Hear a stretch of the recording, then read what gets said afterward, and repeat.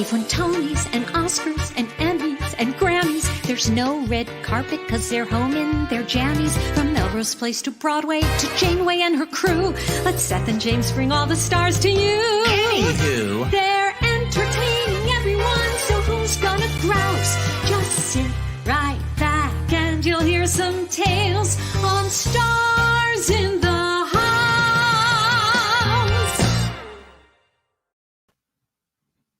Hi, everyone. Welcome to Stars in the House. Yep. I'm James Wesley. We can get our timing right. Hi, everyone. I'm Seth, and Seth Rudetsky, and tonight is our dedication to SEYMOURS from Little Shop of Horrors. We are, A, very excited. B, we're raising money for the Actors Fund. And let me first describe the Actors Fund before we talk about the big news. Right. So if you don't know, the Actors Fund is for everybody in the arts, not just actors. It's just a misnomer. Actors, singers, dancers, everybody backstage. So it could be wig people, makeup people, stage managers, also Puppet makers. yes, giant plant makers, That's right. pit musicians. It could also be front of house, box office people, house managers, also everybody in TV and film, and it's not just New York, across the country, regional theaters. Anyone that makes you living in the arts can go to actorsfund.org and say, literally, I can't pay my rent, I can't pay my utility bills, I need health insurance. They will help you. My friend Adina Alexander, who was in Wicked, just wrote, the Actors Fund was amazing, helping me change health insurance. Like, they'll do anything, but they'll also literally give you cash. Go to actorsfund.org. We're raising money for them, so go to them if you need help.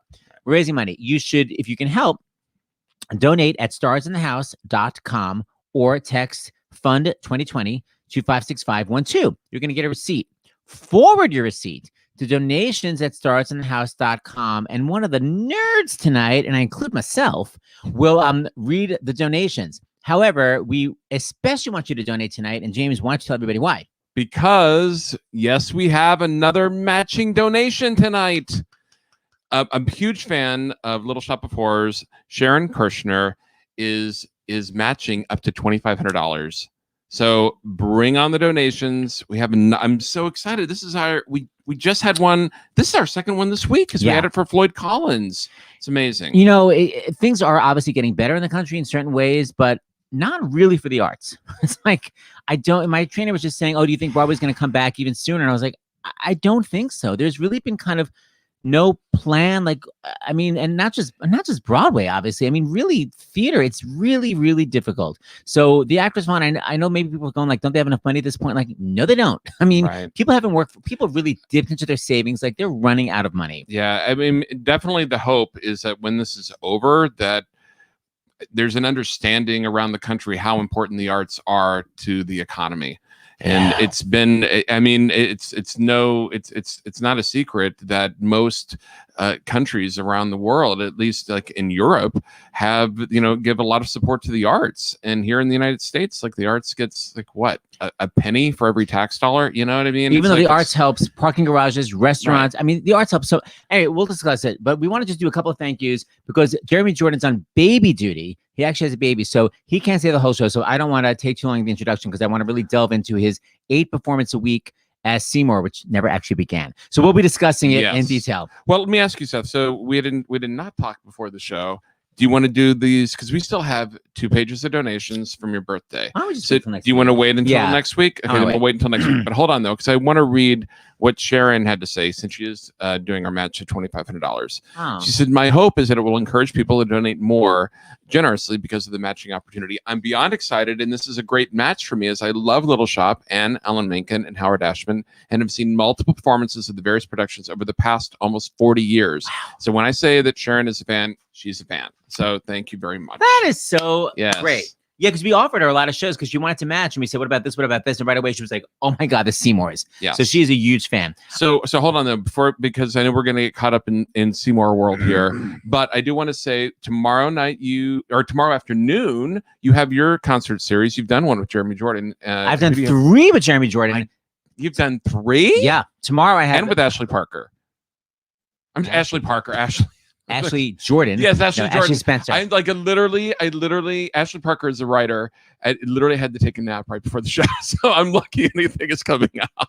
Tomorrow is Eva Noblezada at 3 p.m. And then tomorrow night, peace out. And then Tuesday, we're doing our right? Because it's Women's Month. Yeah, that's what I was going to say. Yeah, you led right into that. Anika Larson is here guest hosting for Women's History Month, and then Laura Benanti, who could not be here on Tuesday, is going to be here. Right, is going to be here on Wednesday, doing guest hosting. So then we'll be back on Thursday. So and someone asked when the one year anniversary of Stars in the House is coming up. It's going to be a week from Tuesday, I think, right? Yeah, on March 16th. Yeah, we began on a Monday, so it's a week from Tuesday. And what I will say is that we can't. I don't know if we can say yet what we're doing on Friday. Oh, by the way, look, here she is. She's so nice. Yes. Thank you, Sharon. I don't know if I can say what we're doing on Friday yet, but I will say that you need to make sure that you subscribe to the YouTube channel because we are going to come live during the day on Friday the 12th. Oh my God, I forgot. Which is, the day that Broadway shut down a year ago. So we're part of something that's going on. I don't know what's been announced yet. No, nothing's been announced. So, but we will have our camera, our iPad, etc., to film it or to come on live. So just subscribe because then it'll just pop right up. Yeah. Oh my God, I forgot. We were doing this really cool thing on Friday, which is sadly the anniversary of Broadway shutting down, but we're going to try to do something positive. All right. Well, this will be a feel good show. So donate, and Seth, take it away for who. I don't know who you want to come on first. Okay. First, I'm going to bring on the most recent Seymour, who unfortunately see less. He never got to do it. Mr. Jeremy Jordan. Hi, Jeremy. Hey. Hi, Jer. My glasses are reflecting the screen really weird. I'm gonna have to add cool, this. It's very Seymour. Then I'm going to bring on the Seymour right before you. Okay. It's both adorable. You have the alliteration of Gideon Glick. Hi, guys. Hi, Gideon. How's it going? I love your Andrea Martin all white background. Everything is white in her apartment. Well, I thought you were going to say my Andrea Martin hair. I was really prepared for that. It's important to me. Then we have the Seymour from the Broadway. You know him as Seymour. I know him as Roger and Danny Cover from Grease. What? And Martin Gare National Tour. Never came to Broadway. Please welcome Hunter Foster. It would have been spectacular that Martin Gare. It's too bad. Talk about that reunion next time. Yep. Okay, your background is complete opposite of Gideon is the most. Jeremy Jordan has nothing. Witness protection program. Right. Yeah.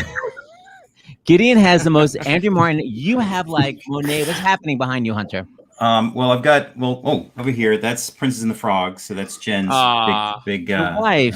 Yeah, and then this is actually was a painting that was made for us for our anniversary. So it's like where we got engaged in Paris. So it's like this painting. So someone made a. I know that place. Yeah, Paris. Yeah, it's a cool place. I was just referencing the abstractness. Jeremy's comedy. Yeah, I know it looks. No, it didn't work. Can't you tell it's Paris? I mean, it looks. I mean, seriously. Exactly. It's That's what I was going for. Yeah.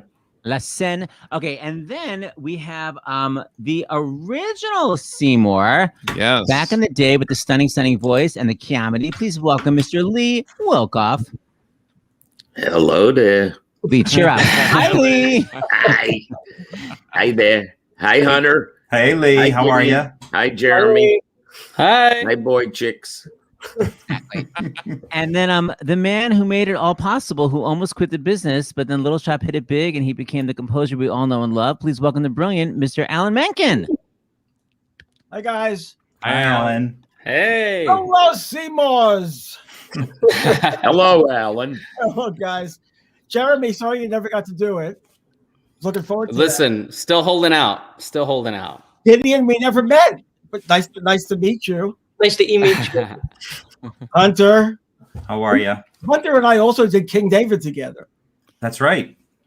That's right. Opened the New Amsterdam. 42nd Street. I remember that. That's right. And then this guy, who's this other guy here? Lee Hello. Wilkoff. My name is Lee Wilkoff. How are you? Nice to meet you. Hello, Lee. I met Alan in 1977. We did Little Shop in 1982. I knew Alan the present several years before. The present tense. Yeah. The show is for a review that I was in. The thing I remember the best, of course, is that one prop. You want to tell them about that one prop, or should I? Oh, there was a sketch. It was sketches. It was called Blind Date, and I come on, and the only thing I go is hi, and I had a little hand puppet, alligator, and he would go hi, and then I put a penis on my nose, and And I got an Obie.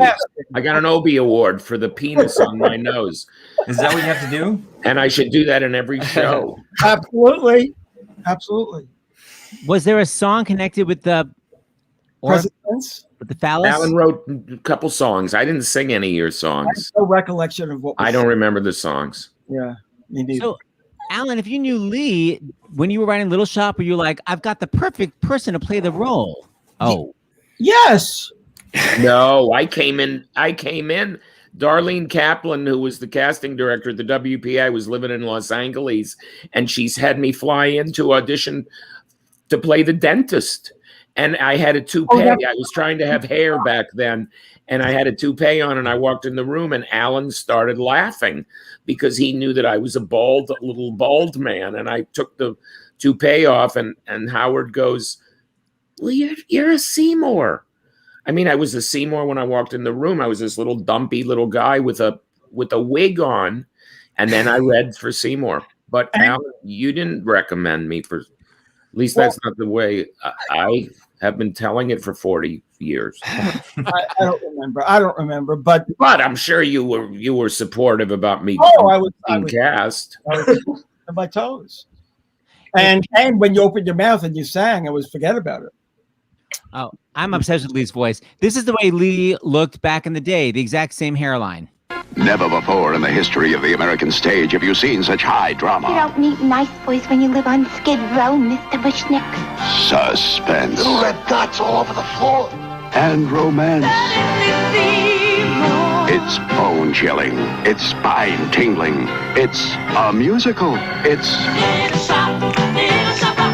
a nifty laugh riot, entertaining as it is exotic. Little Shop of Horrors. Don't shop around. Go see it at the Westwood Playhouse. What a great commercial. That was great. That was directed by Tommy Schlamme, who is the president of the Directors Guild, and he's West Wing, right? Did he? He was one of the. I don't know if he created it, but he directed most of them. Hey, Hunter. I want to go back to the beginning of Little Shop, but I want to first, before Jeremy goes, I want to talk to Jeremy. So, Jer, was this one of those parts you ever thought you'd play, or were you like, I'm way too stunning to ever play the role? I hate you. Exactly. It's the part that my little nerdy musical theater soul always craved to play. I didn't think it was ever going to happen because I was starting to get a little bit older and long in the tooth. And then they cast Jonathan Groff, and I was like, oh, maybe this could happen. But no, it's definitely been one of the, in fact, it was one of the first shows I ever saw in New York. I saw Hunter do it on Broadway with Carrie. Wow. And it was one of the first things I ever saw, and I absolutely loved it. And I knew it from long before then as well. But yeah, Jeremy, I actually saw you were the cover in Rock of Ages. Yeah, I saw the night you went on, your first night. Yeah, there were a lot of people there that night. That was like a crazy. I was there the first night. Yeah, that's awesome. Yeah. Wait a minute. If we're going to talk about Rock of Ages, Jeremy, please tell one of my favorite stories, because Jeremy was so young when he went on, and he looked 10 years younger. Please talk about when you were about to make out with your co-star. Oh, this is when because Amy Spanger was the original. I actually did it with Carrie as well. But Amy Spanger was my co-star, but I was the swing, and I was like 23 years old, and she was a little bit older than me. And basically the show, people were encouraged to drink in the audience as much as possible. So they got a little bit rowdy. And there was one point towards the end of the show where we're about to get, a little bit close. And somebody in the audience shouts, "Get it, Cougar!" Oh my God. And her face just goes like bright red. And she looked like she wanted to kill somebody. But it was funny. It was cute. Oh, that's funny. She was stunning, but I mean, Oh yeah, she still got it. I looked like I was 16 at that point. So Jared, we're like coming to the anniversary of the Broadway shutdown. It's actually perfect to talk to you. So talk about your process. How long have you been rehearsing to play the part? Well, I've been rehearsing for about a year and 2 months. I mean, back then, by March.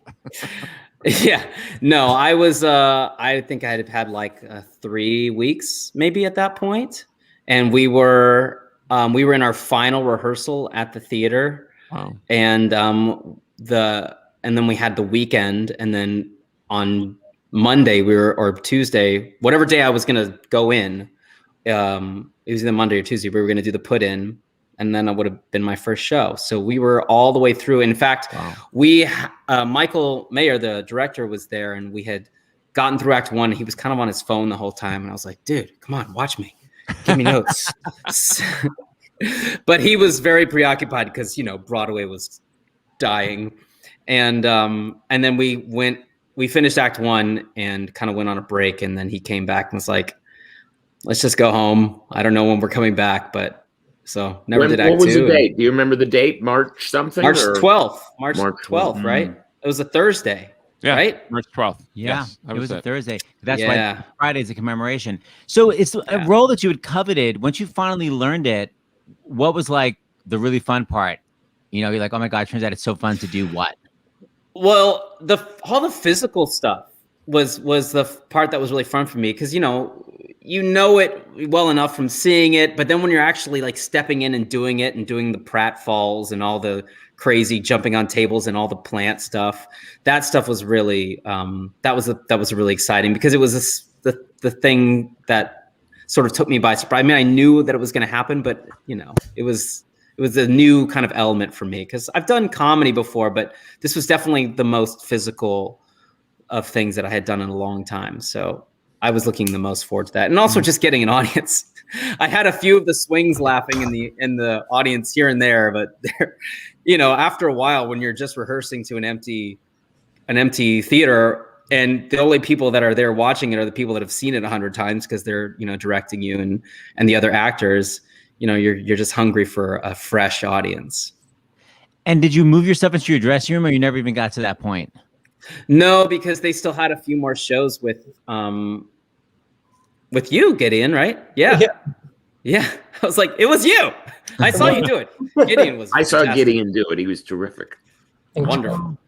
It's so nice to look at all these SEYMOURS. Okay, so let's go back to the beginning then. So Alan Menken, we talked about this before. You said you kept having shows that weren't doing great, and you were maybe going to go into advertising. So I saw a jingle. Yeah, I told people at the Jingle House I was working at, I said, if this one doesn't work out, I'll take this office they were going to give me, because I was always just sort of going in, writing a jingle within about, 10 minutes. And then I was never around for the final. He said, Alan, if you want to make a living at this, you have to be here. I said, okay, after this one, if it goes the other way of the others, then I'll take an office. But thank God. So what happened? Howard said there's this really dark movie, but it's kind of comedic. Let's musicalize it. Oh yeah. It was. From the second he showed, I looked at the movie. I was definitely taken with it. It's the genre, the cheapness of it, the tackiness, but also the universality of it, the emotion, the opportunity to do something that was both fun and also a real comment on society and on the world. It was all right there. And, the idea of having this man-eating plant on a stage off Broadway was just a delicious idea. But we had done God Bless You, Mr. Rosewater, which was a cast of 14. And it was very much an off-Broadway show. But you can't run off Broadway with a cast of 14. We went into the Intermedia Theater, which was Greece had been at the Royale. It's the same theater between 12th and 13th, I think. Downtown. Say what? Downtown. Yeah, downtown. And he said, no, next time it's going to be no more than 9 actors, including this plant. And then we can run. And he was right. By the way, I tried to include Howard here. You can't see him there, can you? Wait a second. I'll bring him over. Because this is the man who should actually be. Oh, that's great. Whoa, what a beautiful picture. That's from the Howard, nice picture. That's from the documentary, Howard. But it was a stroke of genius. And we got no money. We didn't know what we were doing, but we put together enough money to actually fund the building of the plant. We found Marty Robinson, who had been the puppeteer for Snuffleupagus on Sesame Street. And now, first we did a version of the show which is nothing like this. But we first did this version of the show that had feed me, I'm hungry. Feed me, I'm starving. Feed me, I'm fading in fast. Feed me, you nutnik. Feed me. It was really in the style of the Corman movie. Also, when it's time to pick a pet flower, who's the shrub we love? Who's our potted plant of the hour? Who's our bush when push comes to shove? Who rakes in that cash? Those kudos. Look, ma, who came through? Not Audrey Hepburn or Audrey Wood. Both those ladies are well and good. The dismal failures beside the beautiful Audrey too. And then the little pods would go, Audrey, Audrey, Audrey too.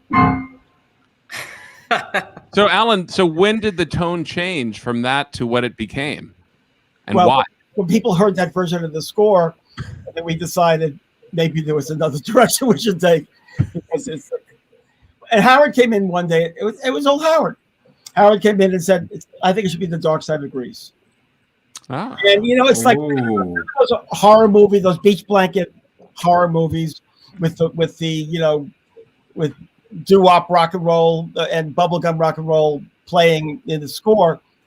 That plus, the sort of apocalyptic sense of the Phil Spector singles and things like that just felt perfect for that, late 50s, early 60s rock and roll. And once we did that, it just came together. Like what was the first song you wrote?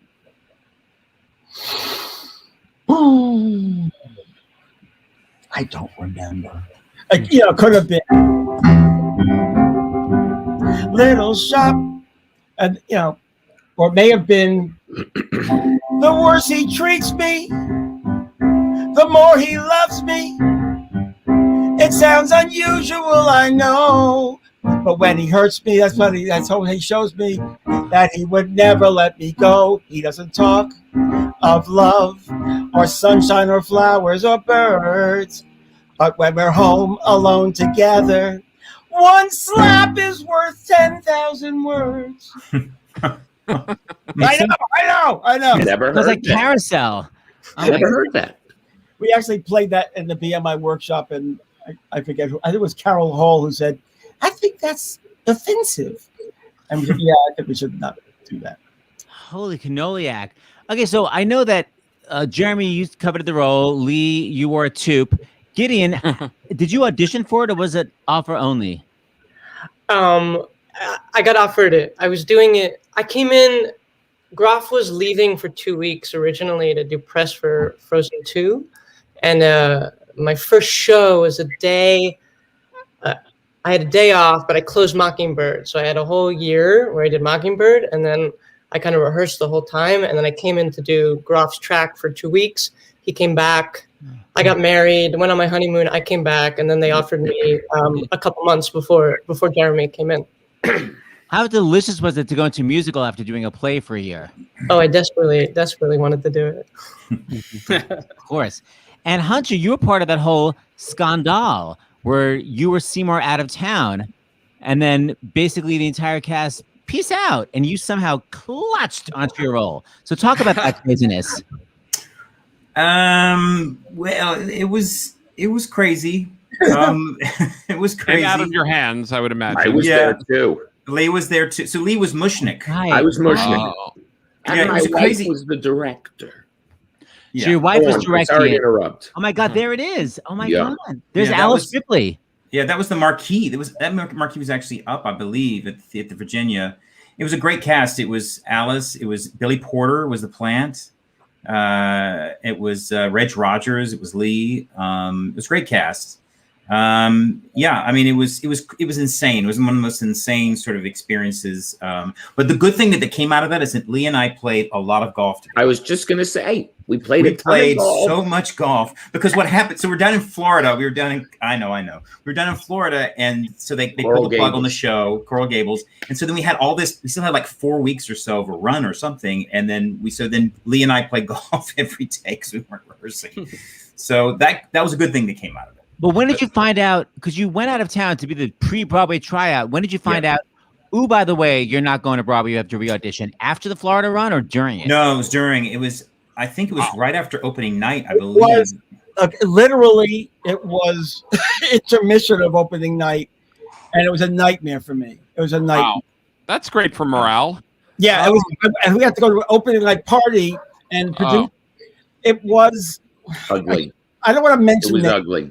There were about 35 producers, and most of them were investors who were not really experienced, and they all freaked out because they were seeing a show basically in Coral Gables, and where the goal was to simply work on the mechanics for the plant, and they just absolutely flipped out and got totally nervous, and it was a nightmare.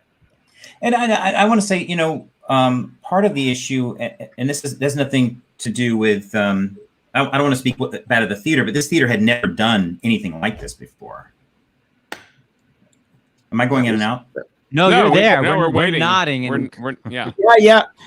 It was fun up until opening night, and then it was about 2 months of utter nightmare.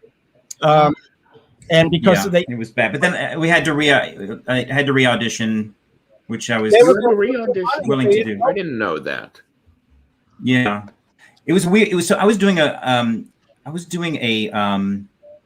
this thing with Carrie Butler, and she's like, "Oh, I'm going into audition," and I was like, "Oh, you are?" And she said, "Yeah," and she goes, and I said, "Well," I called my agent, and I'm like, "Well, maybe I should go into audition again." And so I told my agent, called, and said, "Hunter will come back and re-audition."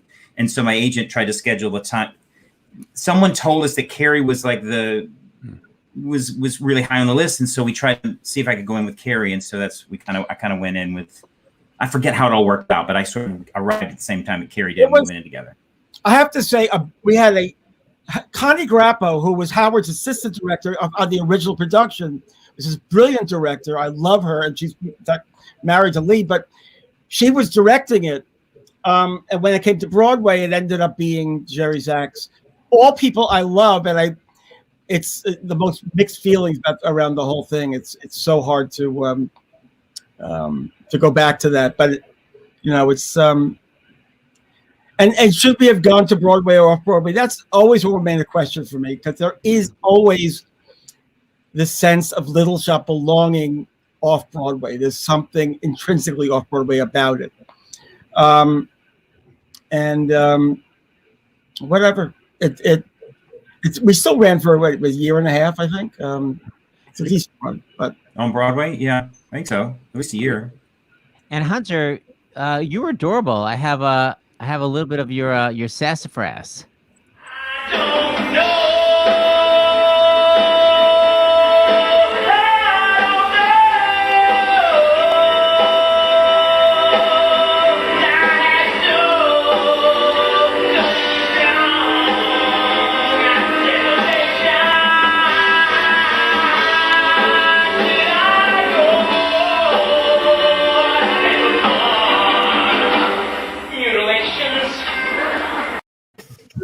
Ooh, that's big. That's a big performance. That was big. No, Hunter, that is so you though. Your mutilations, that is such your comedy. I love that. Still got it. Can I say? What'd you say? No, go ahead. Well, no, I just want to ask you: was it really fun to sing that? Because that's the part that we all sing along with on the album all the time with Lee. Oh yeah, I wish Jerry used to say, "Can you do that gravelly thing that Lee does?" On the high note, and I could never gravel on the high note. I tried as much as I could, and it's what's that mean? Gravel? What? That. Oh, that was an accident. No! That was an accident, probably. No, Jerry's like, the hell I'm doing most called nodes. He would say that he would say to me all the time. He's like, Hunter, can you do that gravelly thing that Jerry does? That Lee does? And I was like, I kept trying. And every night I would try, in previews, I'd try to do the gravity thing. I said, Jerry, was that it? And he goes, nope, that was not it. Is that number Feed Me? I mean, did we do with the plant? Is that it? Yes. Yeah, that was my favorite number. Get it. And the opening. Yeah, get it. Get it and the opening. For me, were my favorites. Oh, he sounded so good in the album. Show me a way to get out of here, because I constantly pray. The album, unlike most albums now, I haven't done one for a while. You know, you get one take. When I did Kiss Me Kate, we screwed up the lyrics and they wouldn't even give us a second take. When we did the album, I mean, it's just minimal. But when we did the album for Little Shop, we would do like 2 days for a song. I think we did it for a month. Oh, remember who produced? Bill Ramone. And Bill we Ramone. just like, heck with it. We're going to do it till we got it. And it was luxurious. Never again. Never. Yeah. Early 80s. And that's Hey, why Jeremy, I know so that good. you got to go in a minute, but before you go, can you read the donations that I think were texted to you? And then Seth Me? wants to hear a little clip. Yes, you, Jeremy. And then we're going to have our medical break. All right. I'm not having a medical break. You're having a medical break. Yes. Well, yes. Okay, got it. Okay, donations. Thank you, Seth and James, for all you have done over this past year. Stars in the House is one of the only things that has kept me sane through all of this. As an aspiring actor, I really do appreciate it. From Elise from Texas, $7. Texas. Yeehaw. Thank That's you right. to all the SEYMOURS. Question for the group is: The Meek Shall Inherit the most underrated? Is The Meek Shall Inherit the most underrated song of all time? Cecily from Colorado asks for $10. Gideon says yes. I think yes. Honestly, that was my favorite part to sing. What's the Meek? That was always my favorite part to listen to on both. I love albums it. that It's also such a great sequence. It is so, and when you're acting with Christian Borle, it's even better. And I convinced Christian Borle to let me have the high part, and I never got to do it because Hunter did the high part, and I was like, I want to do the high part like Hunter did. Okay, Jody from New York does $25. Happy to help. Thanks for the fun. Thanks for the fun that's about to come. That's Jack from Washington D.C. $50. Bill from North Carolina also donates $50. Thanks, Bill. As always, a huge nod to James and Seth. Little Shop was my first off-Broadway show. It was a magical night of theater. Here's to its return. That's Mark from Massachusetts, $50. And then finally, Seth and James, love what you are doing to keep the arts alive. This show is particularly special for me because I played Seymour back in the late 80s. Philip from North Carolina donates $100. Oh, that's I great. love it. And remember, Thank you. everyone, it's a matching night thanks to Sharon Kirshner and up to $2,500. So Yeah, we could also go beyond that. that's right. Thank you, before we Sharon. go, thank you, Sharon. Jeremy, you never played the role, but I do have a clip of you singing a song from it with an actual plant puppet. So let's quote unquote. Oh my enjoy. God. This is from our concert. Now please grow for me.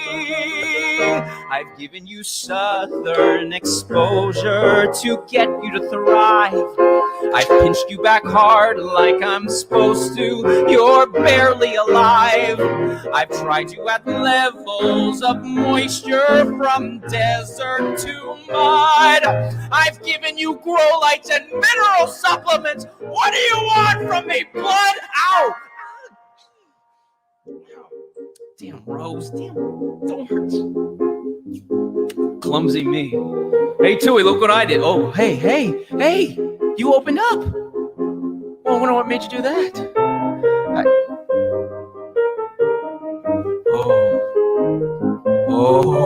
I think I know what made you do that. Okay, well, I guess a few drops couldn't hurt as long as you don't make a habit out of it or anything. I've given you sunlight. I've given you rain. Looks like you're not happy unless I open a vein. I'll give you a few drops if that'll appease. Now please, oh please, grow for me. Here's a big finish. Grow for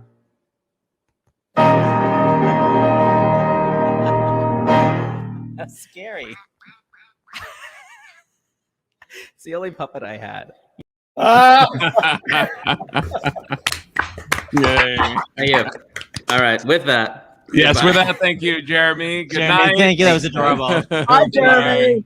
Good to see you. And everyone else, we'll see you in a few minutes. We're going to have our medical break with Dr. John LaPook. So, Yes. Alan, stay tuned. Lee. We'll see you all in a minute. It's Gideon. And there's Hunter. Okay. All right, Seth. We'd like to welcome the CBS chief medical correspondent and the assistant chief medical correspondent for Stars in the House. Assistant? Who's the lead? You? Oh, yeah, the know-it-all. Please welcome Dr. John LaPook. I'll be your assistant. That was a lot of talent there. Wow. I know. So good. That's a lot of patriotism behind you. Where are you, Dr. John LaPook? I'm in Vermont, and that's it's not an original 13-star flag, but it's an old one.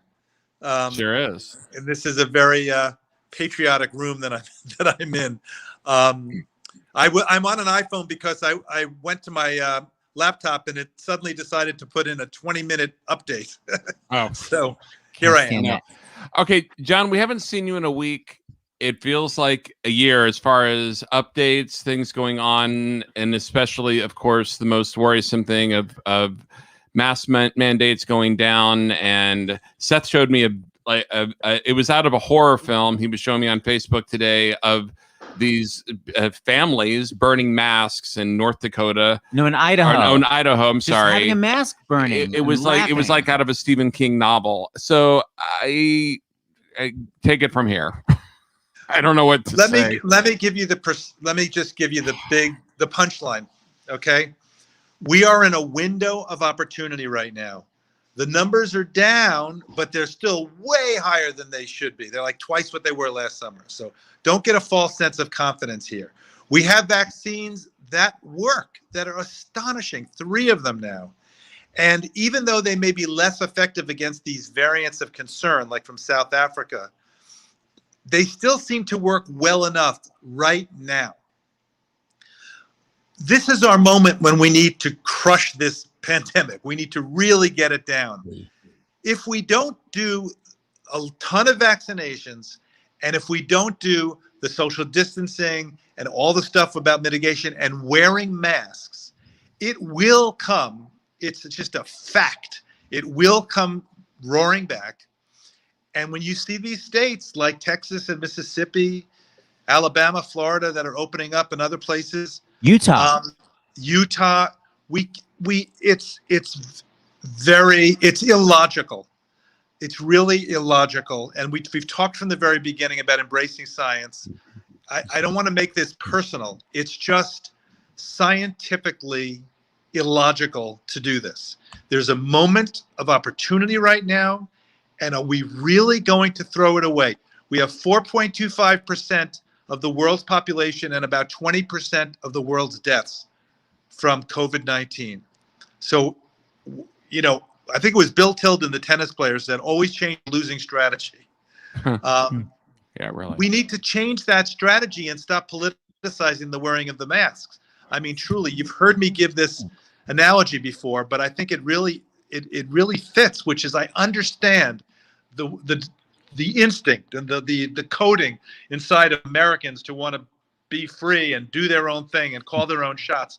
But there are times when that's not appropriate. If it was World War II and the Blitzkrieg and the Nazis are bombing London and they have the blackout shades, and one guy says, you know what, I don't want the blackout shade. I want the lights. Well, he might not get bombed, but the person next door might get bombed.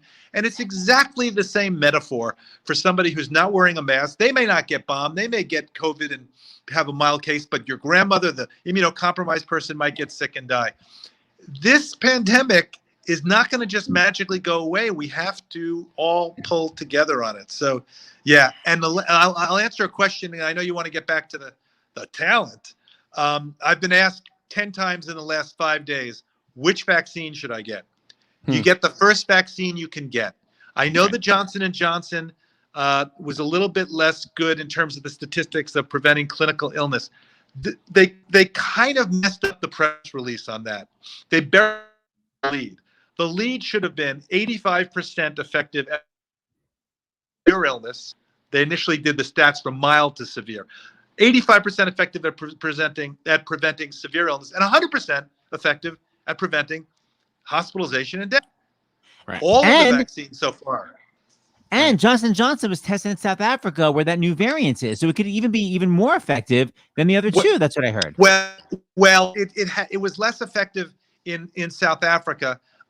Not perfect studies, study there, but it was less effective in South Africa than elsewhere. However, it was still 100% effective in the trial of preventing hospitalization and death. So that's why I say, Tony Fauci, I spoke to him 2 days ago about this.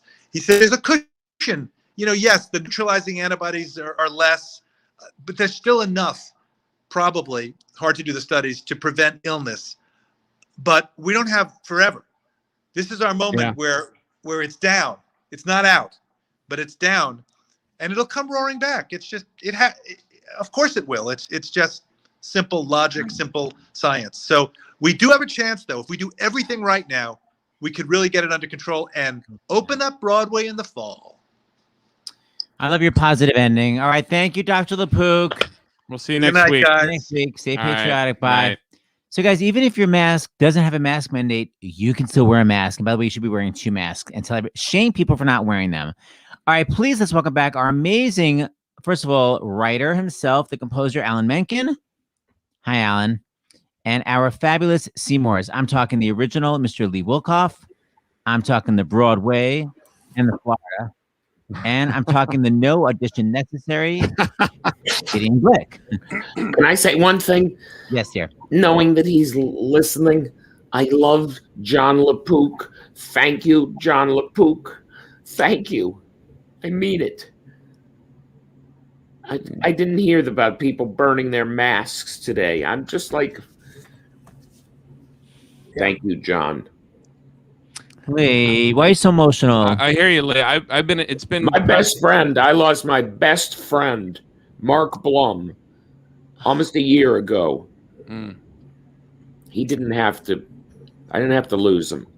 Wow. Okay, sorry. Sorry, Lee. That's very sweet. Dr. LaPook is here. Thank you, Dr. LaPook. I'm so sorry for your loss, but thank you for those lovely words. But yes, it takes your breath away, doesn't it? More than 500,000 deaths. And for every one of those deaths, how many people, 10, 20, 50, 100 who are devastated? Multiply it by that number. It's unthinkable. I'm getting my second vaccine on Monday, and I'm that's great. Hey. That's great. Friday, yeah. Oh, that's fabulous. All right, thank you, Dr. LaPook. Everybody loves you. Lee, let me ask you something positive. You once told me that when you were doing Seymour, they would once in a while call you after you played the role to go back and rehearse with Audreys that were coming in. And you said you rehearsed with this one Audrey, and you were like shocked by all the sexiness she brought to the role. Talk about that. It was so interesting to me. I was the cover when the Seymour went on vacation for about 3 years. And I also was asked to come in and rehearse with Audreys that were going to be going in. Although this particular Audrey, I think only did the show like a couple times, and I didn't do it with her. Her name is Donna Murphy, and she was, I think, 21, and I rehearsed with her. It was her put-in. I think she went in that night. I believe she cut her leg pretty badly that night. Yeah. And is this like R-rated or X-rated? She was the only one of all the women that I ever did it with that I was aroused. And Donna, I just was so moved by her. She was so sexy and wonderful. And am I out of the business now for having said this? She knows. I just told her today because she said she couldn't listen to this, and I said you were my favorite. You were my favorite, and I did it with her at a rehearsal. Wish I could have done it with her. She was just magnificent. I think she actually was able to listen tonight, as a matter of fact, because hi, Donna. Oh no! Oh no! Oh, Hi, Dollface. Hi, babe. Lee, Hi, do you think Donna. we should tell the whole story? Hi, Alan and Gideon and Hunter Hi, Donna. and James and. Is there some? What did tell me? I was just gonna say, do you think we should tell them that I was topless for the rehearsal? I imagined This you is were. now This I've is taken it to like, Me Too let's and all be this as bullshit. Wow. Stars in You the House were after just- dark. How, Donna, I don't know. You know, I don't want to like go. I don't remember what year it was. I think you were like 21, and you were just. That doesn't make any difference about age, but you were just. You were I was just in my so. 20s, yeah. It's my You early were 20s. so vulnerable and so sweet and. Should we leave? Should we all I wish go? I could have seen you do it. No, Careful. I just wish. Wait, Donna, careful. I I Donna, feel like we should all leave and just let Lee and because of Donna that, stay together. I directed a movie a few years ago, and I had to have Donna in it, and she's I love that movie. brilliant in it. Can you tell the story of your performance, your first and only performance? Yeah, so first I'm a little confused because so I was doing it I came in as a vacation cover. I'd actually auditioned quite a few times within like a year of it opening for understudy and replacement positions, and obviously there was something that people were responding to, but and then I got a call to be a vacation cover, meaning I think Marcia, formerly known as Skaggs Waterbury, was playing the role at the time, and she took a vacation for 2 weeks, and Kathy Maloche, right, was her cover. So she was playing, but she had one personal day that she knew she needed to take. I think I can't remember the particulars of that. And so when I was asked to do this, I was like, there's a guaranteed performance? Yes, absolutely, yes. And just to be, I love the show so much. And I had seen Ellen do it and Lee, and I had seen Faith do it. Had Faith done it by then? Anyway, I was in love with the show, and I would be sweeping the floor, scrubbing the toilets backstage just to be surrounded by it. I loved it so much. So I was scheduled to go on this one night, and my put-in was that afternoon. And the thing is, Lee, I'm pretty sure I did that put-in with Brad Morantz. Yeah, right? maybe you did. I did. You but and I did I- a day with you. You and I, you were like going back into the show at a point, and I got a call to come and do the rehearsal with you. Oh, okay. I was going in for somebody taking a vacation, and you came in. And maybe you wanted to run it, and so they called me, and we had this, and it was like, oh my God, I just feel like I just did the show again, and it was on this whole other level. And I'm sorry that I cheapened it all by making You didn't, but I have to plug in my computer or it's going to die. Hey, Donna, I have a question for you because it was, you saw the original production and you came into it as a fan. As a fan, like everyone watching, an audience member, what was it about it that really got to you that you were like, I don't care, I'll just do one performance and that's more than enough? All of it. I mean, first of all, I'll tell you a quick story that would precede this time.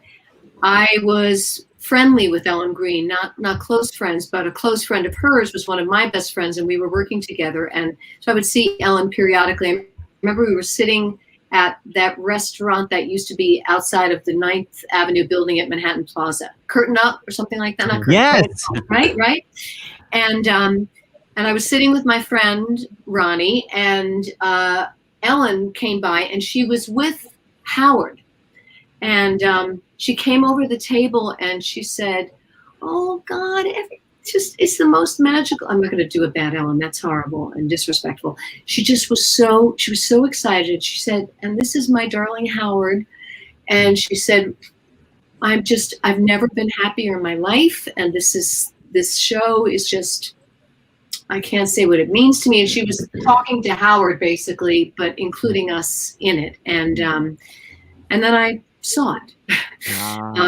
But I remember her tearing up talking about it. And so then when I did see it, the music, the style of the playing, which you see, it was so brilliant because yes, there was camp, but there was heart and soul, and a lot of that was in the casting and the direction. I felt, you know, and the material, because you guys didn't just spoof a satire. And in hearing Alan talk about its journey to what it became, it's just so fascinating to me. And that score was spectacular. The characters were phenomenal, and I laughed and I cried.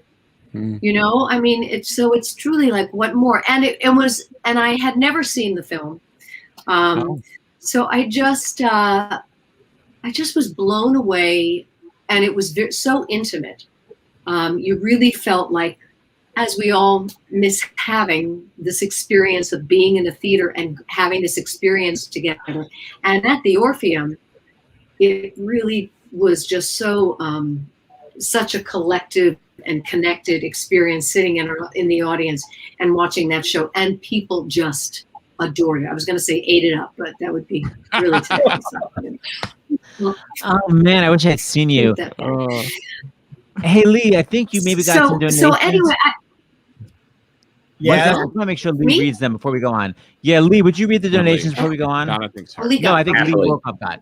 But my dentist was taken to see Little Shop in Los Angeles by two of his patients in 1983.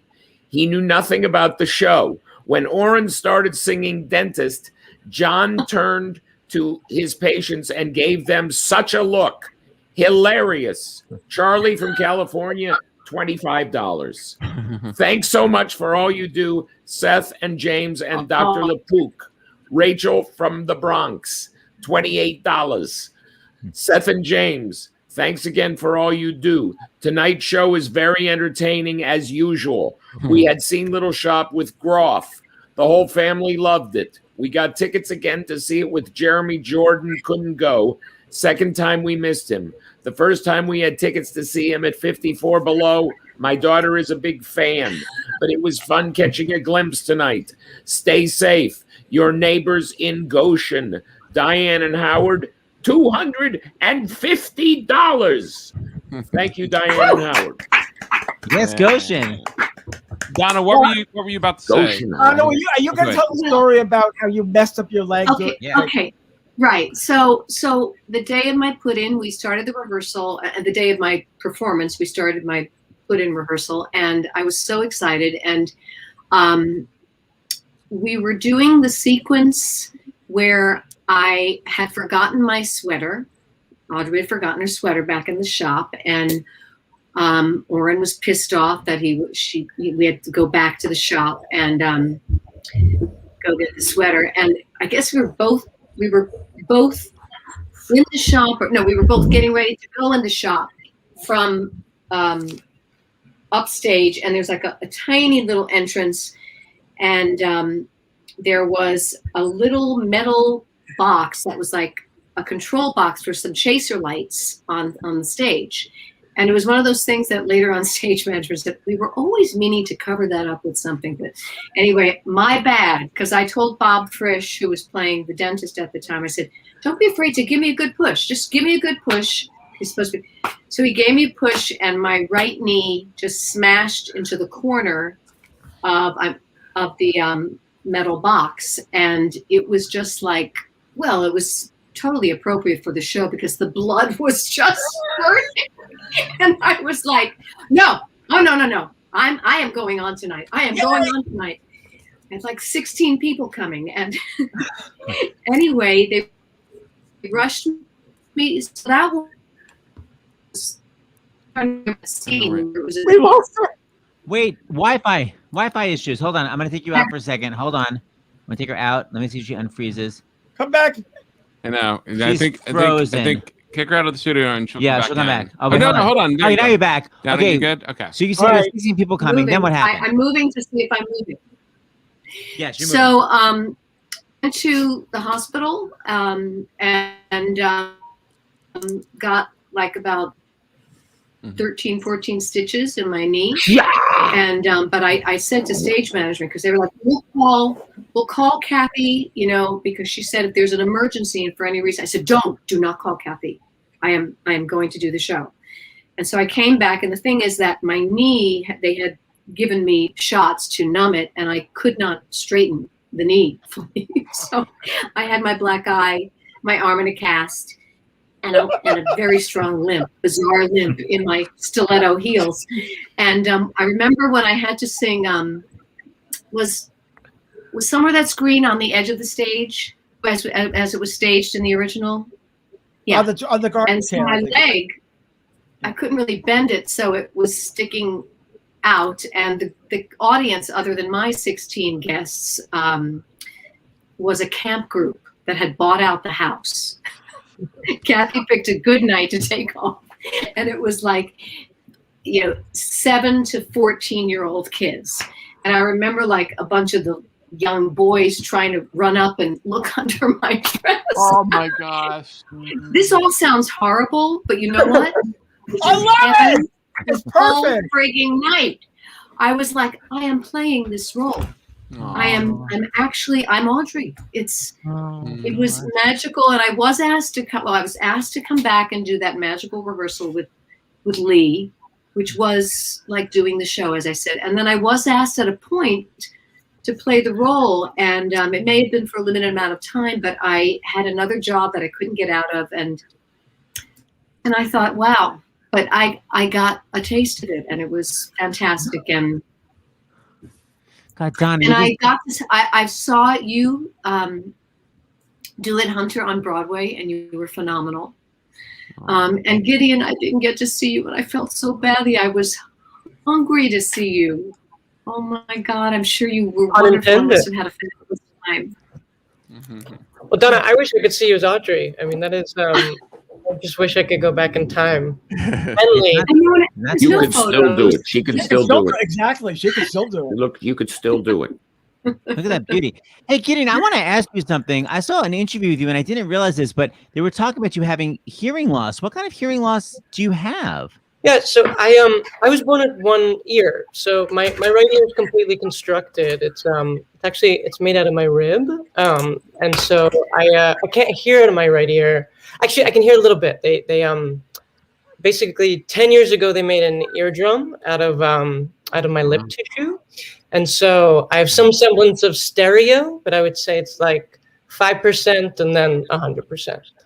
How are you able to sing amazingly with one ear, and I have two, and I don't sound anything like you? It's infuriating. Well, that's very kind of you to say, but I don't think I can do that. So I get lost really easily, but I don't know if that's because I'm Jewish or something.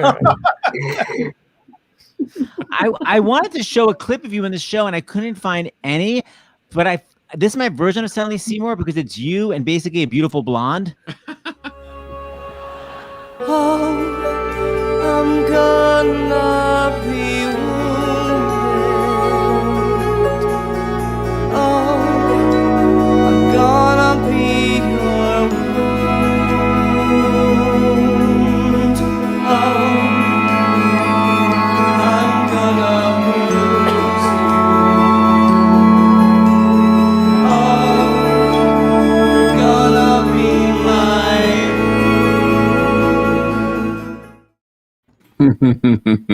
What's that from? Spring Awakening. Love that. Love it. I thought so, amazing. Love that show. So fabulous. Okay, so Alan Menken, you write this little off-Broadway show, and then, I mean, when did someone say, oh, by the way, we're going to make this a movie? Was it one of those amazing opening night things, or was it years into it? No, it was pretty. As soon as it was as successful as it was, David Geffen was one of our producers, so it was not a big stretch of the imagination that we were going to do a movie version of it. But we had this great thing. We had Cameron McIntosh in London, the Schubert Organization in New York, and David Geffen in Los Angeles. So it was an amazing ride that way. It was the same combination that did Cats at the time. And what about the whole deal with the movie ending positively? It's so interesting when you write something and you put it out and other people control your work. Did you want it to end positively, or were you guys had no choice? What was the deal with that? Well, I was at the screening in San Jose, when the ending that was true to the show was shown on screen. And the movie everyone was loving the movie. And then there was Audrey too, like eating subway cars, and of course Audrey dies and Seymour dies, and the cards went from like, I don't know, 97% to like 2%. It was very clear that something had to be done. And Howard utterly brilliantly turned the script around with very few changes. There are just a few shots that had to be changed and made it work as a happy ending. And it worked out well. I still will say that if somebody really wants to see Little Shop of Horrors, you really need to see it on stage. But there's more people have seen it as a movie than have seen it on stage. And for those people, that is what Little Shop is. And I'm not embarrassed by that, but Little Shop really is this show that should be done on a shoestring budget off Broadway, with slightly, broken lights and all that. And actually, it works as local theater too. I didn't even tell James this. I don't want to embarrass him, but our tech guru who does all of our tech, is only 20 years old, was also Seymour, and I'm literally going to show a clip of him. This is David Katz as Seymour. David? My future starting, I've got to let it stick with that strategy. My bank accounts will thrive. What am I saying? No way, forget it. It's much too dangerous to keep that plant alive. I take these offers, that means more killing. Who knew success would come with messy, nasty strings? I sign these contracts, that means I'm willing to keep on doing bloody, awful, evil things. No, there's only so far you can bend. No. Yay, baby. That's great. He's so great. It's the role every Jew wants to play. Thank you, Alan. You've created. And then we graduate to Tevye. So, anybody have any good plant stories of something going wrong? Did the plants ever not work? Hunter, did it ever fall on you? Okay, let me hear it. Hunter. Go. We have a few. One was when I went out, and then she gets in. She's being eaten by the plant. I'm supposed to rush back into the shop, and the door got jammed, so I couldn't get in the door. So I'm like, she's chomping down, and I'm struggling in the door, so I couldn't think of what to do. So I took my coat off and wrapped it around my arm, and I broke the window. It's the fake window. There was no window. It was just air. But I looked like I broke the window, and then jumped through the window and saved Audrey, or tried to save Audrey. That was one. Did you make a crash sound? Did you go like probably? I was like, and then I jumped. Yeah, that was one. And then there was one. Unfortunately, when the plant, I forgot what happened, but I think who did the voice of the plant fell asleep. It was a matinee, and then the plant didn't open. So that was another one. So it was supposed to be like feed me, and it was just like, and I'm supposed to react to feed me, and it was just sitting there, and I'm like, oh God, waiting for him to say feed me, and I'm like, ooh, well, what am I gonna do? And I started ad-libbing, waiting, and it just sat there, and then I could hear off stage, like stage manager going, where is he? And finally they went. I had to wake him up. I woke him up. Oh my God. Yeah.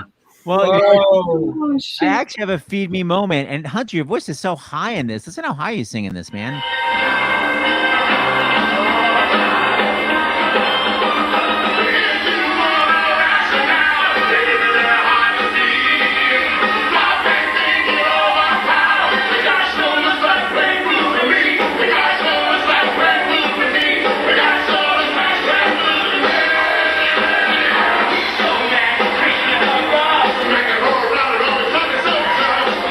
Sunny, that more than love.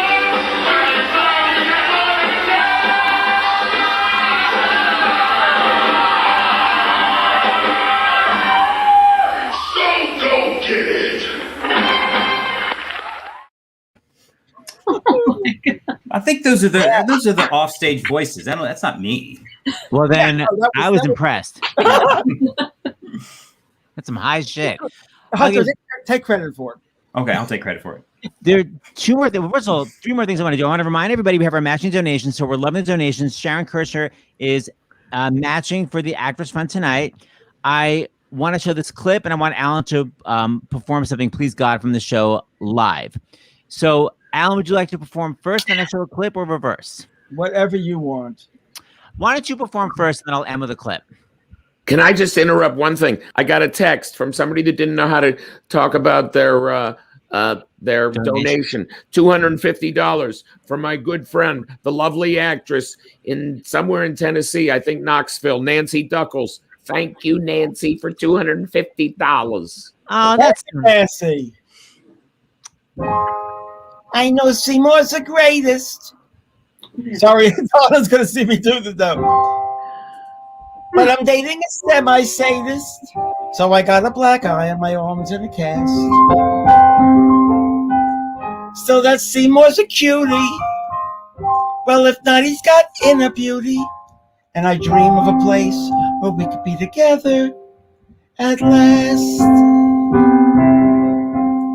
A matchbox of our own, a fence of real chain link, a grill out on the patio, disposal in the sink, a washer and a dryer and an ironing machine, in a tract house that we share, somewhere that's green.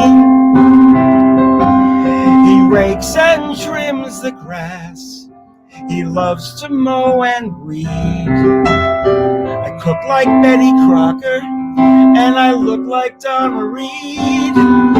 There's plastic on the furniture to keep it neat and clean. In the pine soul scented air, somewhere that's green.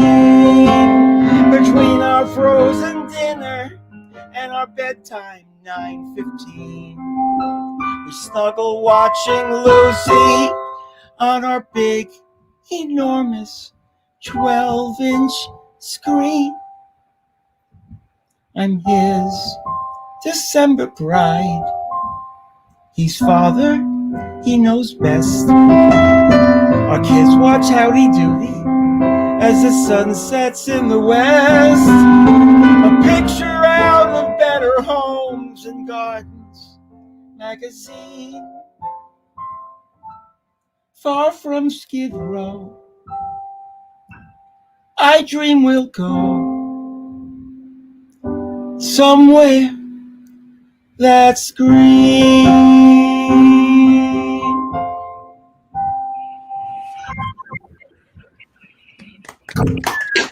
Yay.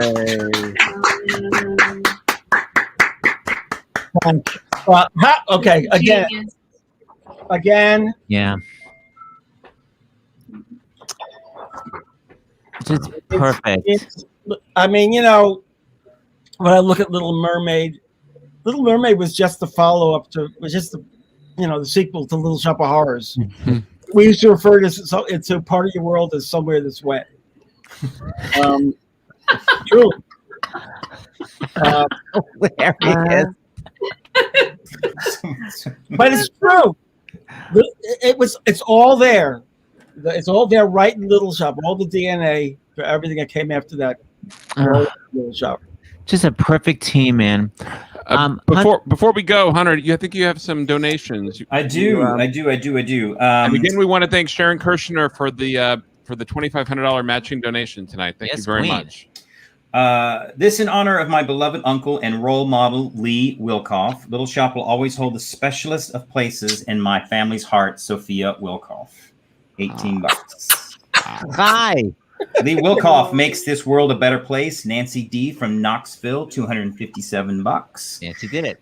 Thank you for this. It is the 1-year anniversary of my last in-person personal theater experience, and I kind of need this. Also love being in this in high school and helped design a set for it for regional theater outside Philly the following year. Rob Johnson from Queens, $25. Rob.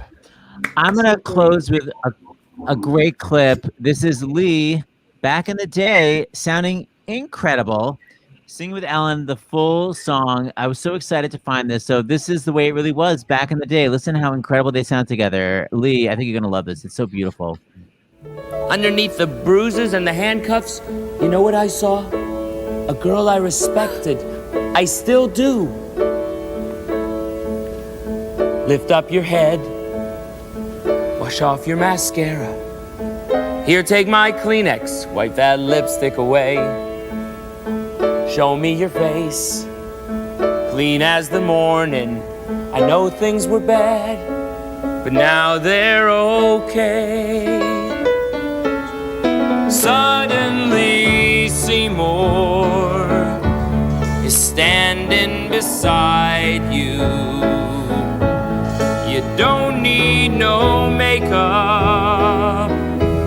Don't have to pretend. Suddenly, Seymour is here to provide you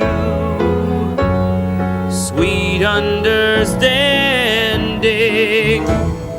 Seymour's your friend. Treated me kindly.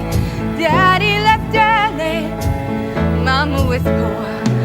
I need a man and I'd follow him blindly. He'd snap his fingers for me. I'd say sure.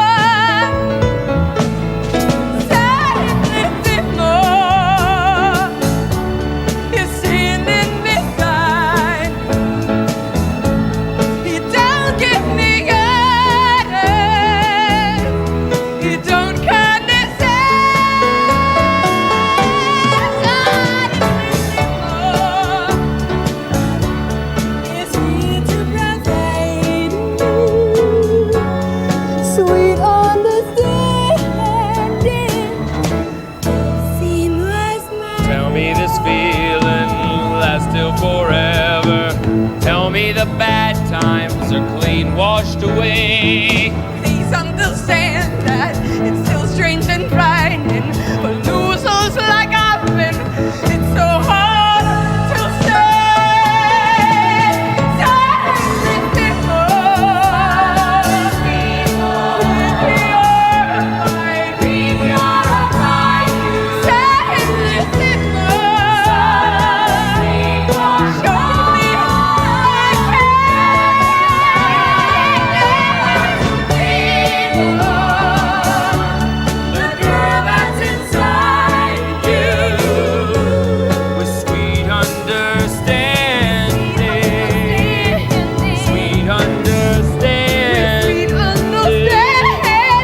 Silent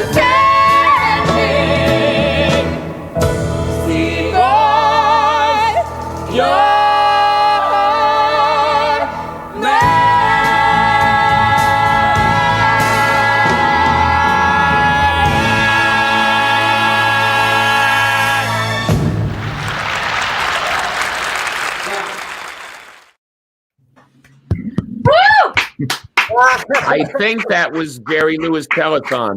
And one other thing, no arousal, Donna. No arousal. That's how we're going to close tonight, Lee. That's how we're closing the night. Hashtag no Forgive arousal. me, America, for being such a pig. Everybody loves it. Oh my God, the comments. Everyone is just loving it so much. Guys, thank you. What a great night. And thank you, Donna, for being the surprise guest. Yeah, Donna. Could work it out. Beautiful Love you surprise. all. Thanks for doing this, you guys. Thanks, Seth. Thank you, everybody. Thank Yeah, you. Alan had plans. I asked Alan the last minute, and Donna totally was like, I can't do it tonight. And I begged her, and she changed her plans. So thank you, everybody. It was a wonderful night, and thanks for the matching donation. And yes, Alan, you have a million other shows that you're going to keep coming back with all of your shows, because every single show you write is a hit. Please, Alan, please. We love you. Love you too. Love you guys so much. Thank you. All right. Bye, everyone. Bye, everyone. Bye. Good night.